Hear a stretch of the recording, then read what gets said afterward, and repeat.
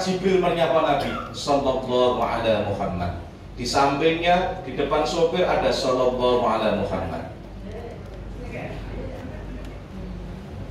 Kalau sopirnya orang Singkawang, stikernya kutunggu jandamu. Orang Singkawang. Kenapa? Lah nanyanya ke orang terminal. Nah ini nanyanya ke ulama. Habib Ja'far Al-Kaf. Suruh tulisan sholat. Stiker semua hilangkan. Tulisan sholat. 210.000 tiketnya dari Jakarta ke Kudus ke Pati. 32 kursi. Berapa Pak? 32 kali 200 6 juta kali 300 bis 1,8 M kali 1 bulan, rata-rata 50 miliar. Pendapatan beliau seorang kopral dari Angkatan Darat, sopir yang bawa logistik dulu di Kostrad, kemudian mengambil usaha yang dihubungkan dengan manajemen langit.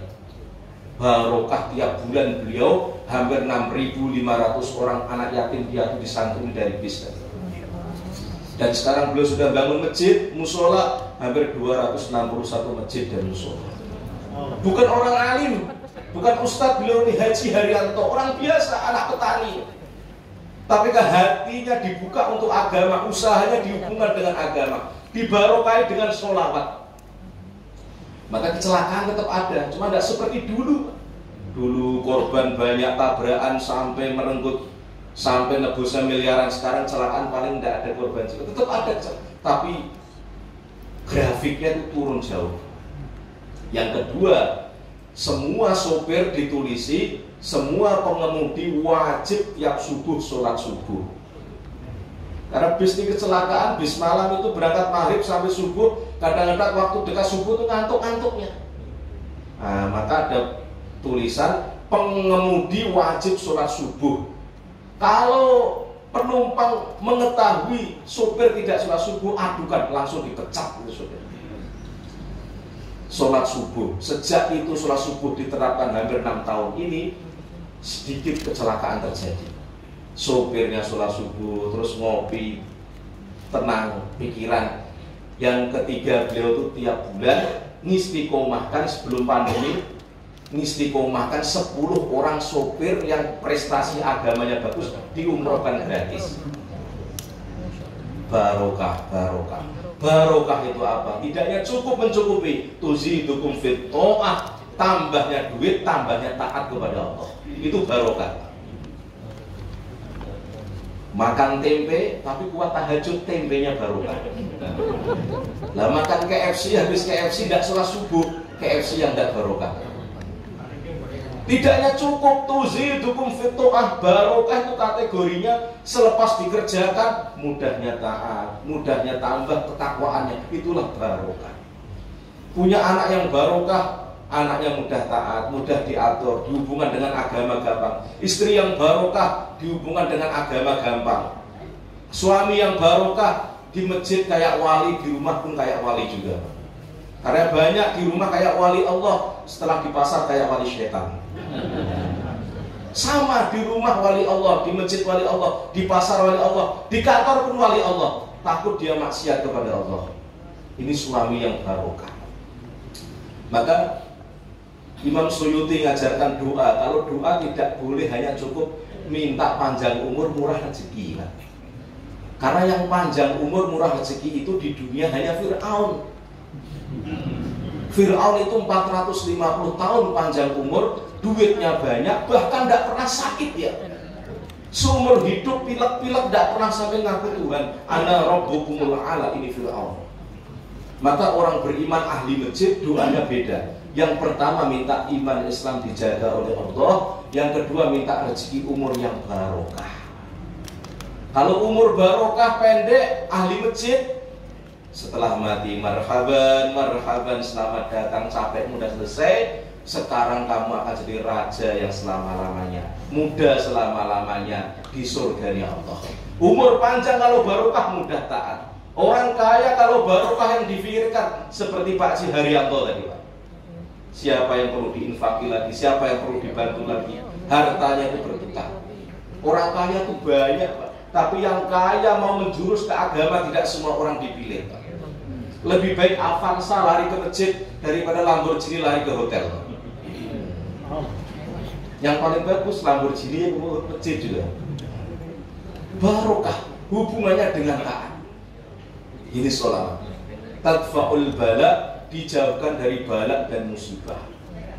Maka hadirin bapak-bapak, maka sekarang nanti ditambah mobilnya, motornya ditambah, tambahi sholawat di speedometer sallallahu alaihi Muhammad. Jangan tulis sholawat di joknya, duduki nanti itu suul adab namanya, adab yang buruk ditulisi di speedometer sallallahu alaihi Muhammad. Di mobil masya Allah la quwata illa billah, dalam kitab Al-Azhar, biar tidak takjub dengan dunia, masuk hati tambahi sallallahu alaihi Muhammad. Sudah ahli masjid berubah. Kalau stikernya ahli masjid masih kutunggu jandamu, disobek diganti.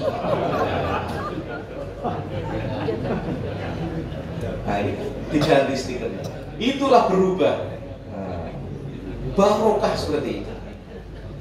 Ini sholawat. Yang kedua, ajaran Nabi. Sholawatnya saja membarokai seperti itu.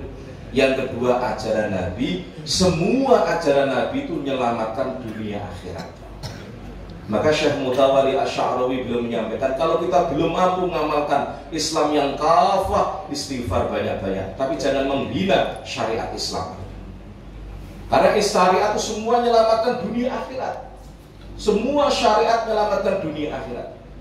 Baginda Nabi SAW, orang yang terbuka matanya. Kita manusia umatnya orang seperti buta mata kita. Sudah selayaknya orang yang buta pengen berjalan dituntun oleh orang yang matanya terbuka.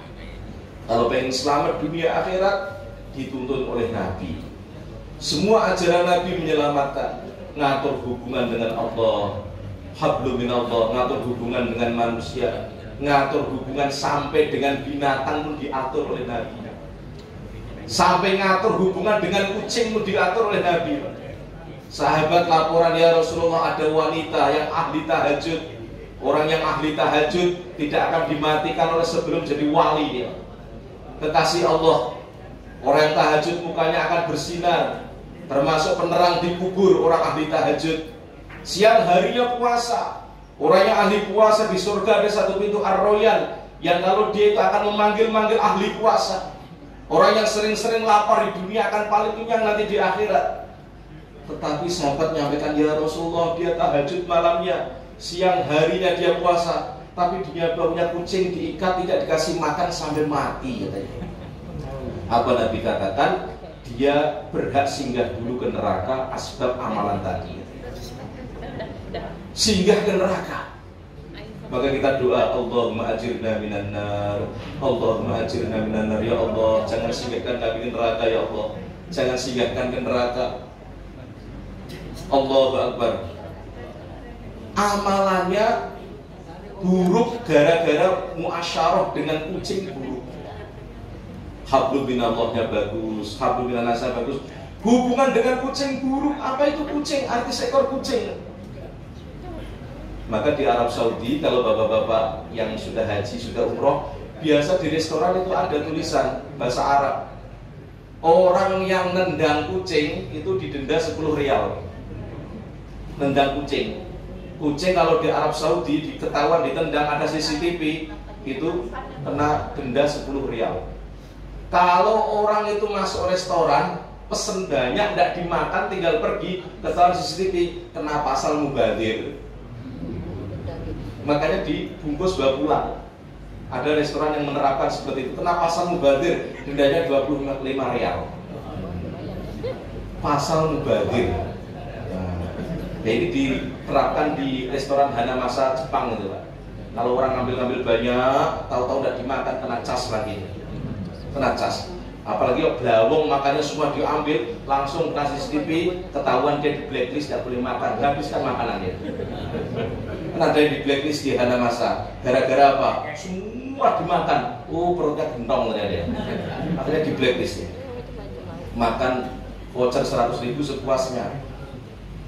Hadirin yang dimuliakan oleh Allah, semua amalan Nabi menyelamatkan dunia akhirat. Yang dengan kucing saja diatur, apalagi hubungan dengan orang tua, hubungan istri dengan suami. Hadirin bapak-bapak yang dimuliakan oleh Allah Subhanahu wa taala. Bapak-bapak tahu negara Korea. Korea itu termasuk negara yang kita hari ini maju katanya. Tapi ternyata Korea itu negara yang termasuk kurang ajar dengan orang tua. Di Korea Utara maupun Selatan yang paling laris sekarang ini di sana apa? Panti jompo. Orang-orang sana kalau nengok orang sudah tua, pikir anaknya semua dibawa ke panti jompo.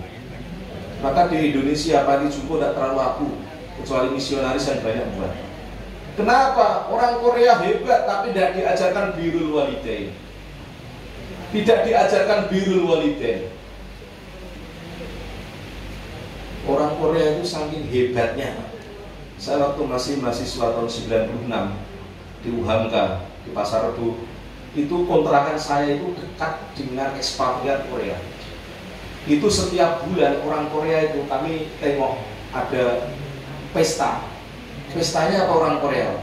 Pestanya itu duduk di meja, akhirnya itu pelayan datang bawa monyet, bawa kera.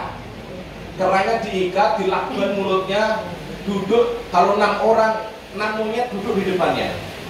Apa yang dibuat Pak? Dibor ini kera.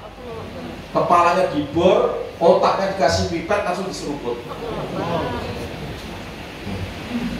Kalau kera mati, tidak ada nilainya otaknya itu. Tapi kalau kera masih hidup untuk intelijensi, untuk IQ, intelektualnya itu biar bagus otaknya, makan otak kera mentah, monyet mentah. Saya nengok depan mata saya di Jakarta itu. Orang bangga dengan Korea. Korea negara yang kurang ajar dengan orang tua. Orang-orang tua sudah tua dibawa ke panti jompo. Islam tidak mengajarkan seperti itu. Jepang lebih parah lagi. Kita tengok negara Jepang, negara hebat, negara maju nomor 5 di dunia katanya. Tapi ternyata Jepang itu negara yang paling lebih parah dari Korea. Orang tua kalau tidak lagi produktif, bapak ibunya sudah terlempe di kursi roda gini, makan disuapi, anaknya bermusyawarah. 5 anaknya musyawarah, oh bapaknya sudah waktunya untuk mengamalkan pahala yang besar. Maka apa? Maka setiap hari Ahad, hari Minggu, akhirnya anaknya pakai pakaian tradisional Jepang. Orang tua tidak produktif lagi dibawa ke puncak gunung. Yang paling terkenal di Gunung Binagano.